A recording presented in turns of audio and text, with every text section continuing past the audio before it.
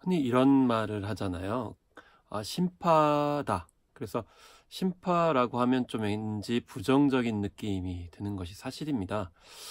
그래서 심파라는 그런 단어를 쓰면서 뭐 예를 들면 영화 평론을 하게 되면 뭔가 어떤 의미라든지 주제라든지 또 심지어는 작품성까지도 좀 의심을 받게 되는 상황들이 벌어지죠. 심파하고 있네.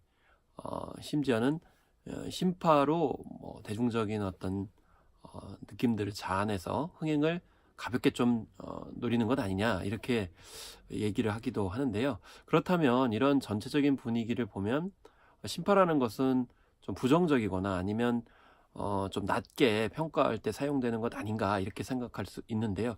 과연 그럴 것인가 이렇게 생각을 해볼 수가 있겠습니다. 사실 심파라는 거는 쉽게 뭐 설명을 해보면 어떤 감정을 자아내는 거죠. 더 이제 드러나는 것은 바로 뭐 울음이라든지 뭐 이런 슬픔, 감정들을 자아내는 그런 작품 내용일 때 되게 심파라고 얘기를 합니다. 대체적으로 이 심파라는 단어를 쓰는 사람들을 보게 되면 되게 전문가들이 그런 단어를 많이 씁니다. 뭐 영화 평론을 하든 아니면 뭐 영화를 연구를 하는 그런 학자이든 간에 심파극, 심파 코드라고 하면 좀 낮은 어떤 영화 평가의 기준으로 많이 사용이 되는데요. 사실 영화를 어떻게 바라보느냐라는 것은 크게 두 가지 관점으로 볼 수가 있을 것 같습니다. 하나는 이성적, 합리적 관점으로 되게 영화를 보는 겁니다. 그래서 이성적, 합리적 관점에서 봤을 때는 주로 그 영화의 주제라든지 의식, 메시지, 그리고 새로운 가치, 이런 점들을 주로 초점을 맞춰서 평가를 하게 되는 것이고요. 또 다른 관점은 뭐 비합리적, 비논리적 관점인데 이걸 더 이제 다른 식으로 표현을 하게 되면 감정이라든지 정서에 초점을 맞춰서 영화를 보는 것이죠. 저는 감히 영화는 정서다. 그러니까 감정의 결과물이다. 이렇게 생각을 합니다. 대체적으로 영화의 어떤 의미라든지 가치들을 분석을 하면서 뭔가 이 대중적인 어떤 의미를 뛰어넘는 사회적 가치들이 있었을 때만 높은 평가를 하게 되는 경향들이 있는데요. 사실 일단은 사람들이 영화라는 어떤 작품이라든지 컨텐츠를 보는 이유는 정서적으로 공감을 많이 느끼기 위해서 보는 것이죠. 그래서 찰스 에프런의 영화와 정서라는 책이 바로 여기에 해당된다고 볼 수가 있겠습니다. 영화의 사회적 가치라든지 주제, 의미 이런 측면보다는 영화는 일단 정서를 자아내는 측면들이 있어야 된다라고 이제 보게 되는 것이고, 이제 그런 관점에서 보게 되면 심파, 소위 말해서 통속극이라는 것이 나름대로 관객들에게는 큰 의미가 있다라고 볼 수가 있는 거죠. 예를 들면 액션 영화를 보러 가는 경우는 뭔가 통쾌함과 짜릿함을 느끼기 위해서 보는 것이기도 하고요. 또 하면 스릴러물 같은 경우에는 그 분위기가 전해준 손에 땀을 쥐게 되는 그런 상황들을 만족감 있게 느끼기 위해서 스릴러물을 이제 보는 경우가 있고요. 또 공포물 같은 경우 무서운 상황 자체에 함몰되게 되면서 나름대로의 어떤 긴장감과 그 과정을 탈출했을 때의 느낌들을 더 향유하기 위해서 공포물을 보게 되는 경향이 있죠. 물론 이제 독립영화 같은 경우, 예술영화 같은 경우는 어떤 미학적이거나 사회적 주제 메시지를 느끼기 위해서 독립영화 혹은 예술성 있는 영화를 보기도 하는데요. 다만 그 예술성 있거나 독립영화를 보는 주제 동기들을 무조건 영화를 보는 절대 무너뜨리지 말아야 될 동기나 기준으로 봐야 되는 것인가 라는 점에서 봤을 땐 좀 다를 수가 있다는 거죠. 최근에 영화 생일이 개봉이 됐습니다. 그 생일은 세월호를 다뤘기 때문에 무엇보다도 관심을 많이 불러일으켰는데요. 그런데 이 생일을 본 분들은 제 주변에도 이제 많이 어떻게 얘기를 하시냐면 일단 영화를 보게 되면 눈물을 흘릴 수밖에 없다 이렇게 이제 말씀을 하시거든요. 그러면 그 영화에 대해서 평가를 들으신 분들은 아예 각오를 하시더라고요. 그러니까 이 특히 여성분들 같은 경우는 울게 되면 화장이 이제 지워지기 때문에 차라리 화장을 안 하고 모자를 눌러 쓰고 이렇게 가서 영화를 보겠다 이렇게 마음가짐을 다지는 거죠. 그 이유는 바로 이 영화를 보는 목적이 어떤 정서적 공감을 얻기 위해서 혹은 실컷 울기 위해서 그 영화를 본다라고 볼 수가 있는 것이죠.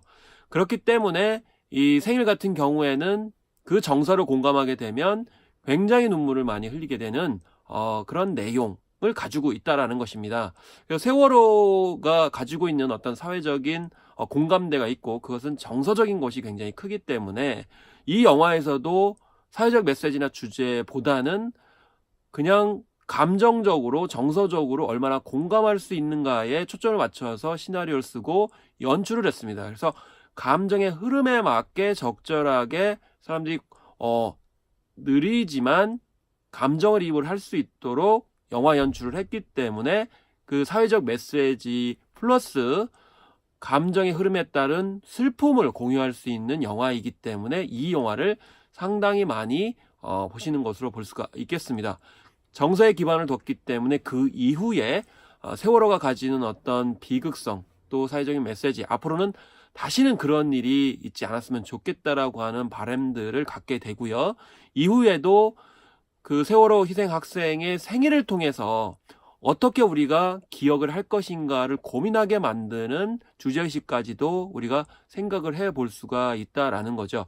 그렇기 때문에 감정과 감성, 정서가 먼저 전제될 때 세월호라고 하는 비극과 사회적 가치, 역사적 기억성을 좀 더 생각해 볼 수 있는 계기, 환기를 시켜줄 수 있다는 점을 영화 생일을 통해서 알 수가 있습니다.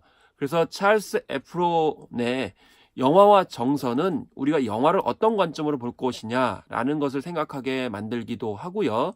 우리가 흔히 영화를 바라볼 때 너무 사회적 가치라든지 어떤 정치적인 의미, 그리고 논리적이거나 어떤 합리적인 관점에서의 가치만을 추구하면서 그걸 높은 평가를 한 것 아닌가라는 점을 좀 생각해 봐야 될 필요가 있습니다. 특히 지금은 유튜브를 포함해서 SNS를 통해서 일반 관객들이 본 내용들이 많이 공감이 되고 그것이 대중적 흥행으로까지 연결되는 것이 통상적인 그런 모습이라고 볼 수가 있겠습니다. 과연 일반 관객들이 원하는 영화가 무엇일까? 그것이 과연 거대한 담론일 것인가? 아니면 우리가 바람직하게 바라봐야 되거나 지향해야 될 그런 가치가 우선인 것인가?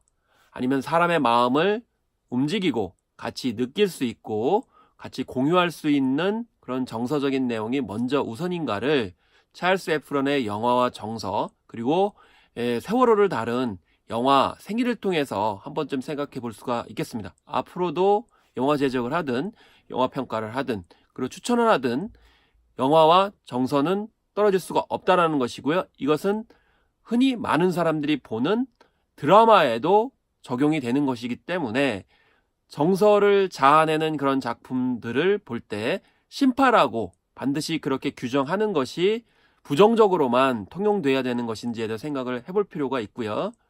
심파 이전에 얼마나 많은 사람이 공감을 할 수 있을 것인가, 그것이 소수에 한정되는 것인가, 여기에 따라서 의미와 가치들을 새롭게 평가하는 노력들이 필요해 보인다고 볼 수가 있겠습니다.